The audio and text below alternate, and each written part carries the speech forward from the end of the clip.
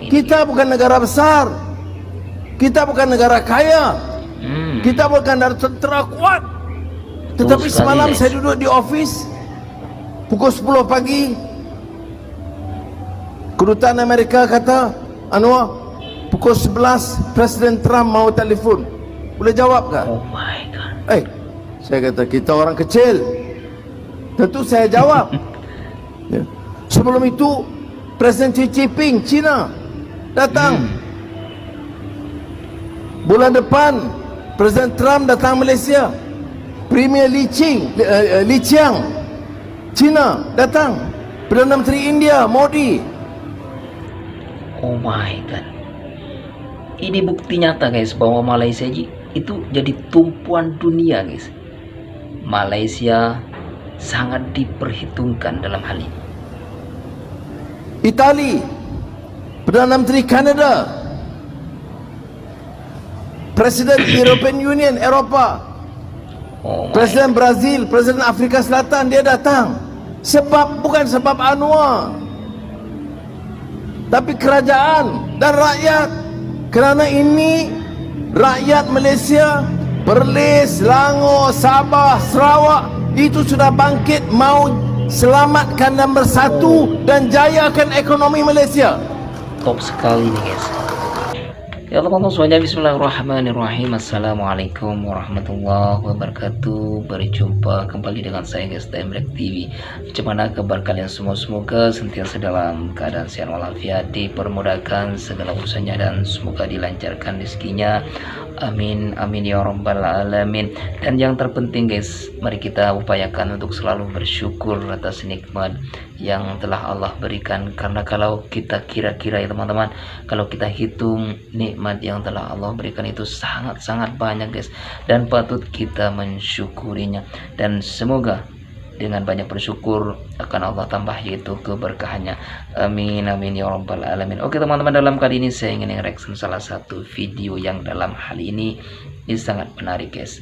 Malaysia selalu menjadi tumpuan, dan ini tentu mengejutkan Indonesia guys. Bukan biasa-biasa. Malaysia kini jadi pusat dunia. Semua mata tertumpu ke Malaysia. Wow, ini tentunya bikin kalian menarik kan, bikin kalian penasaran kan. Langsung saja daripada berlama-lama kita play videonya. Namun bagi teman-teman yang baru singgah di channel Temrek TV, please jangan lupa sebelum menonton video ini subscribe dulu channel ini, sokong dulu channel ini ya, dengan nyalakan lonceng notifikasinya. Dan bagi teman-teman yang sudah subscribe, terima kasih. Mungkin tanpa sokongan kalian channel ini tidak berkembang sejauh ini guys.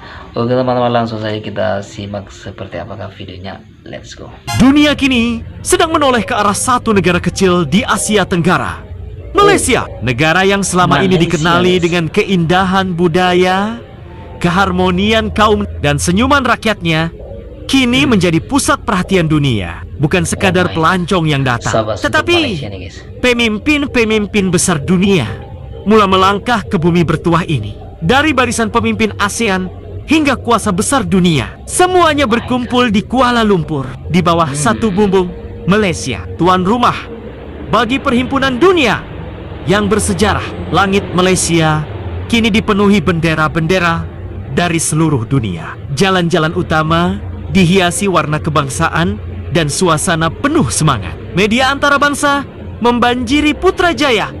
Kamera tertumpu, mikrofon dihala, karena sesuatu yang besar sedang berlaku di sini. Ya teman-teman semuanya, ya Malaysia berada di posisi ini tidak mudah ya. Malaysia terus berusaha, dan pada akhirnya dia merasakan buah daripada usaha. Malaysia bukan lagi sekadar penonton dalam pentas global. Kini betul, guys. Malaysia berdiri di tengah-tengah perhatian dunia, dan seluruh rakyat Malaysia dari Sabah hingga Perlis mula bertanya dengan bangga, apa rahasia negara kecil ini hingga dunia datang? Menteri Rusia dan Kutus dari Amerika Syarikat ini Kuala Lumpur sebagai medan pertemuan. Sergei Lavrov dari Rusia dan Marco Rubio dari Amerika Syarikat Bukan di Moskow, bukan di Washington, tapi Kuala Lumpur. Kuala Malaysia Lumpur. dipilih kerana tempat neutral, selamat dan dipercayai dunia. Kuala Lumpur bukan sekadar kota, ia adalah pusat contoh diplomasi dunia di mana langkah strategik ditentukan dan masa depan dirangka. Kalau ini yang berlaku, Kuala Lumpur bukan sekadar ibu kota, ia adalah simbol kekuatan, kestabilan dan peranan penting negara kita di pentas dunia. Jadi apa pendapat korang? Komen dekat bawah. Dekorasi berunsur identiti ASEAN megah menghiasi persekitaran Pusat Konvensyen Kuala Lumpur KLCC sempena Persidangan ASEAN 2025. Reka bentuk hiasan yang menonjolkan tema inklusiviti dan kelestarian itu mewarnai segmen seni dan hiburan malam ini. Hiasan berkonsepkan moden berinspirasikan alam semula jadi ini diterjemahkan melalui reka bentuk yang mengetengahkan elemen flora dan fauna. Bukan itu sahaja, motif rekaan turut menonjolkan kepentingan sungai kepada negara-negara ASEAN. Ini kerana sungai yang menjadi lambang kehidupan dan kemakmuran amat dekat di hati masyarakat rantau ini, kerana di situlah bermulanya tamadun menjadi sumber rezeki serta nadi utama kepada ekonomi. Lebih menarik, pembinaan kubah utama sedia menyambut ketibaan pemimpin dan delegasi antarabangsa. Diharap tetamu antarabangsa menikmati pengalaman berharga sepanjang sidang kemuncak ASEAN dan pulang ke negara mereka dengan kenangan indah dari Malaysia.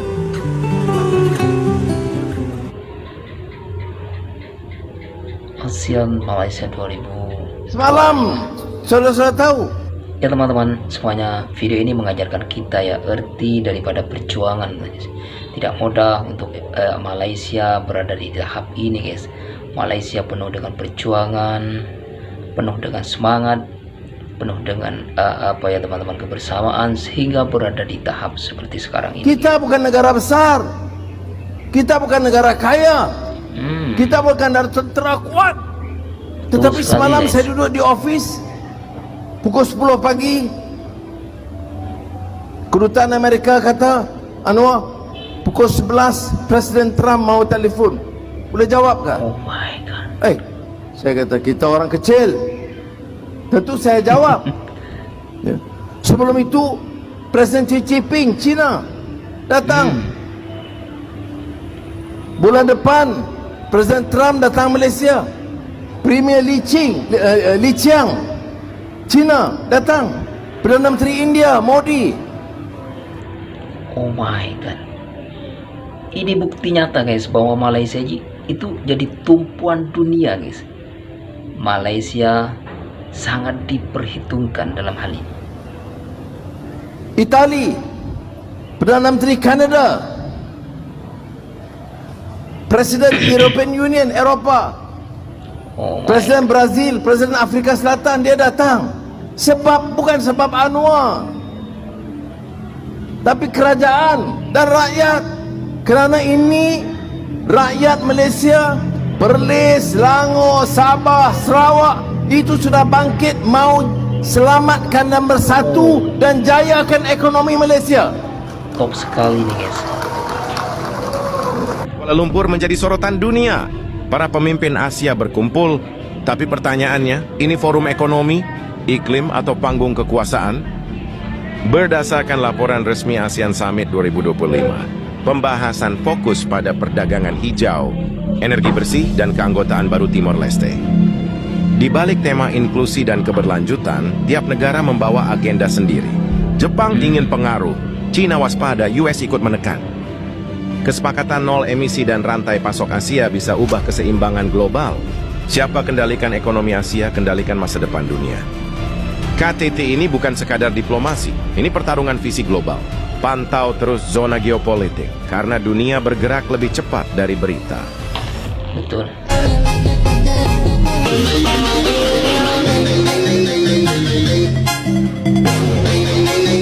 Wah, ini asik juga musiknya nih guys.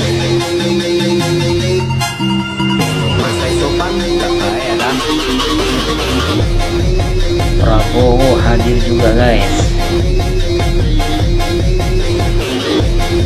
Akhirnya Presiden Amerika Syarikat Donald Trump, figura paling kontroversi di dunia saat ini, selamat tiba di Malaysia sekitar jam 10 pagi tadi. Ketiban beliau disambut dengan penuh adat di Kompleks Bunga Raya KLIA, menandakan bermulanya lawatan rasmi sulung beliau ke negara ini sejak kembali semula ke White House. Malaysia menjadi antara destinasi utama dalam siri jelajah Asia kali ini, iaitu satu isyarat jelas bahawa Washington sedang menyusun semula pengaruhnya di rantau Asia Tenggara. Bagi Betul, Amerika, guys, yang sangat menarik nih guys, bukan Anwar yang butuh dengan Trump guys, lain dengan negeri sebelah ya, tetapi Donald Trump yang butuh Malaysia. Perdana Menteri Malaysia tidak mudah dikendalikan, ini yang sangat penting. lawatan ini bukanlah sekadar simbolik, tetapi langkah strategik untuk mengukuhkan semula hubungan dengan negara-negara serantau di tengah-tengah ketegangan global yang semakin meruncing. Dan kemuncaknya, Trump dijadualkan menyaksikan penandatanganan Kuala Lumpur Accord sebagai perjanjian damai bersejarah di antara Thailand dan juga Kemboja. Pada esok pagi, Donald Trump dijangka akan meninggalkan Malaysia bagi meneruskan lawatan ke negara Jepun dan juga Korea bagi menghadiri APEC. Hari ini bukanlah sekadar lawatan seorang presiden, tetapi satu pengiktirafan besar terhadap Malaysia sebagai nadi diplomasi dan suara keamanan dunia. Dalam banyak-banyak negara kat dunia ni, kenapa Trump choose to datang ke Malaysia pada waktu ini? Dalam kita nak bercerita Trump ni, Pak Is, dia unik lah, sebab tak pernah berlaku dalam sejarah di mana Presiden Amerika Syarikat ni dia cuba menjadi popular. Dan antara benda yang dia buat, dia nak menang Nobel Prize. Nobel Peace Prize yang pernah dimenangi oleh Barack Obama. Presiden Barack Obama. So he is trying very best lah. Balik pada soalan tu, kenapa dia datang ke KL? Satu, ASEAN Summit ni berlaku di Malaysia, dan Malaysia kebetulan merupakan pengurusi ASEAN tahun ni. Dia setiap tahun bertukar lah. Tahun ni ada Malaysia, dan banyak perkara berlaku dari segi aspek geopolitik. Bila cerita geopolitik ni, maksudnya dunia ni, politik dunia kan, pertelagan antara berbagai negara. Dan kita selepas COVID tu, kita ada banyak isu macam Ukraine dengan Rusia tak settle-settle kan. According to Trump, dia nak settlekan benda tu overnight. Dan yang panas juga ni, bila perang juga adalah pergeseran lah antara Thailand dengan Cambodia. Jadi bila Malaysia membrokerkan benda tu untuk di mana Thailand dan Cambodia duduk meja dan berjaya dibuat di KL dan ada perdamaian, Trump terus congratulate PMX, dan dia kata kalau boleh, dia katakan dia nak jadi hero. Is coming to Malaysia, and he's not the only one. Trump is confirmed, China's Premier Li Qiang is coming, India's Prime Minister Modi is expected, and even Putin is considering coming to KL. All of them are flying in for the ASEAN and East Asia summits, the one time a year where Southeast Asia invites the world's biggest powers to the table. This year, KL is the host, and the guest list is massive. There's Japan, Brazil, Canada, Italy, South Africa, and suddenly Malaysia is welcoming one of the most high-profile gatherings of world leaders in years. And together, these leaders represent trillions of dollars in trade and investment and a huge chunk of the world economy, all converging here. But ASEAN summits happen every year. Usually big powers send their ministers, but this time the heavyweights themselves are coming in person. Why? My guess is the US wants to reassert influence in Asia, whereas China wants to secure its own backyard, and India is cementing its role as a global heavyweight. And Russia then wants to prove also that it's not isolated. And when all these big boys are coming, then everybody wants to be invited to the party. But this isn't just about photo ops, it's about who sets the rules in Asia, control of the South China Sea, billions in trade and infrastructure projects, and whether ASEAN tilts west, east, or holds the middle.